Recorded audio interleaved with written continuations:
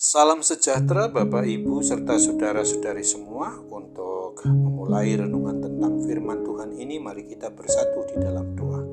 Tuhan Allah Bapa di surga yang melebihi segala akal, hati dan pikiran kami umat manusia, berfirmanlah kepada kami sebab kami bersedia untuk mendengar, dan oleh pertolongan Roh Kudus mampukan kami supaya boleh melaksanakan firman-Mu itu dalam kehidupan kami setiap harinya.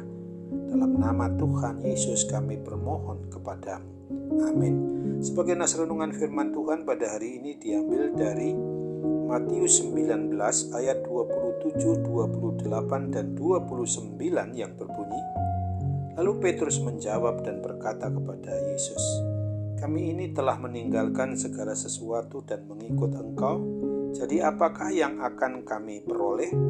Kata Yesus kepada mereka, aku berkata kepadamu sesungguhnya pada waktu penciptaan kembali, apabila anak manusia bersemayam di tahta kemuliaannya, kamu yang telah mengikut aku akan duduk juga di atas 12 tahta untuk menghakimi ke-12 suku Israel. Dan setiap orang yang karena namaku meninggalkan rumahnya, saudaranya laki-laki atau saudaranya perempuan, bapak atau ibunya, anak-anak atau ladangnya, akan menerima kembali 100 kali lipat dan akan memperoleh hidup yang kekal. Sebagai tema yang diangkat dari nas renungan kita ini adalah umat milik Kristus bukan utamakan upah duniawi. Apa yang memang terjadi pada waktu Tuhan Yesus menjawab pertanyaan Simon Petrus untuk memberikan kedudukan dalam kerajaan Allah pada waktu penciptaan kembali itu kelak? Kemungkinan besar Petrus dan semua muridnya yang lain belum mampu untuk memahami apa yang telah disampaikan oleh Tuhan Yesus Kristus. Pemahaman mereka bahwa Tuhan Yesus sebagai Mesias itu tentunya akan membebaskan mereka hanya dari penjajahan kekaisaran Romawi ketika itu. Lalu Tuhan Yesus dengan segala kuasa yang dimilikinya pasti mampu menjadi raja atas kerajaan Israel yang tidak lagi dijajah oleh kekaisaran Romawi. Itu sangat perkasa. Dengan demikian, semua murid Tuhan Yesus mengharapkan akan diangkat menjadi pejabat tinggi kerajaan Israel atas pengabdian dan kesetiaan mereka.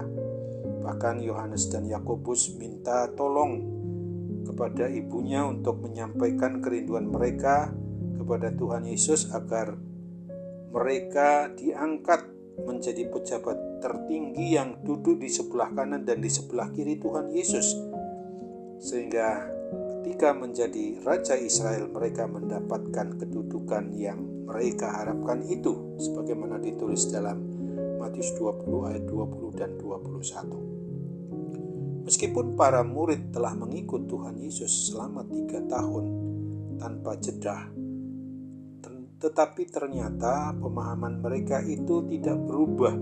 Bahkan sampai beberapa menit menjelang Tuhan Yesus terangkat ke surga, mereka masih saja menyampaikan kerinduan mereka agar Tuhan Yesus mau memulihkan kerajaan Israel. Kisah Para Rasul 1 ayat 6. Para murid baru mampu memahami pengajaran Tuhan Yesus setelah mereka mendapat pengurapan Roh Kudus. Di hari turunnya Roh Kudus itu, sejak pengurapan itulah mereka langsung hidup sebagai manusia baru yang mampu berpikir, bersikap, dan bertindak yang seturut dengan pengajaran Tuhan Yesus Kristus.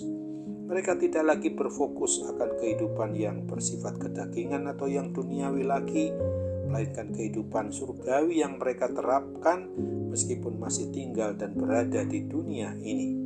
Nas renungan tentang firman Tuhan pada hari ini jelas mau mengingatkan kita semua, juga orang yang mengaku beriman percaya kepada Kristus sebagai pribadi atau sebagai keluarga, di mana apabila belum menerima pengurapan Roh Kudus, maka kita tidak akan mampu memahami kehendak Tuhan Yesus Kristus meskipun kita dengan sungguh-sungguh mau merenungkan kebenaran firman Tuhan setiap harinya.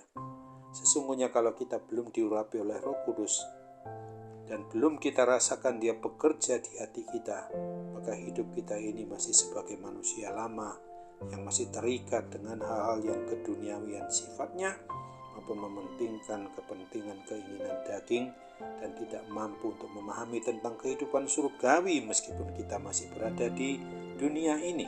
Dengan merenungkan firman Tuhan ini juga hendaknya kita sebagai umat beriman percaya kepadanya harus sungguh-sungguh mau hidup sebagai manusia baru yang Tuhan sudah berikan anugerahkan kepada kita di dalam mengikuti jalan dan kebenaran dan hidup bersama dengan Tuhan Yesus terus sebagai saksinya untuk mengabarkan kabar Injil, berita keselamatan kekal yang memang dibawa dan melalui kehidupan kita ini untuk sampai kepada mereka yang belum menerima keselamatan yang dari Tuhan Yesus. Itulah sebabnya kita sebagai orang yang beriman percaya kepada Kristus ini, supaya lebih beriman percaya dengan kokoh, kuat dan teguh, dan berani juga menyaksikan bahwa Tuhan Yesus adalah satu-satunya Tuhan dan Juru Selamat bagi umat manusia di seluruh muka bumi ini, seperti yang diimani Simon Petrus sebagaimana yang ditulis pada Kisah Para Rasul 4 ayat 12 ini. Dan keselamatan tidak ada di dalam siapapun juga selain di dalam Dia, sebab di bawah kolong langit ini tidak ada nama lain yang diberikan kepada manusia yang olehnya kita dapat diselamatkan. Amin. Mari kita kembali bersatu dalam doa.